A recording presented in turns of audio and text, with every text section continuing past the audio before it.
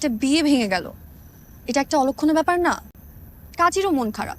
আর আপনি তো জানেন এই বিয়েটা হয়ে গেলে আমার হাফ সেঞ্চুরি হয়ে যেত। আপনার জন্য সেটাও হলো না, 49-এই আউট হয়ে গেলাম। একরান্ত এখন ব্যবস্থা করে দিচ্ছি। দেখেন, আপনি কিন্তু আমি আগেই বলছিলাম এই বিয়ের সব থেকে এলিজিবল ব্যাচেলর হচ্ছে আমি। আমার জন্য পাত্রী খুঁজতে আপনি তো সেটা করেন নাই। আমার কাজটা এখন আমি করি। শুধু আপনি একটা মেয়ে খুঁজে দেন ওখান থেকে। যেই মেয়েকে বলবেন আমি তাকে গিয়ে হাঁটু করে এখন পৌঁছবো। আপনার আপনি খুঁজে নেন। আর এমনি তো আপনার আর আমার চয়েস সেম। হ্যাঁ, এখন চোখকে যে বলবো একটা সুন্দরী মেয়ের উপর ফোকাস কর, ফোকাসই করতে পারছিস না। করবেন কিভাবে? হুম? ফোকাস তো একদিকেই লক করে রেখেছে। কোন দিকে?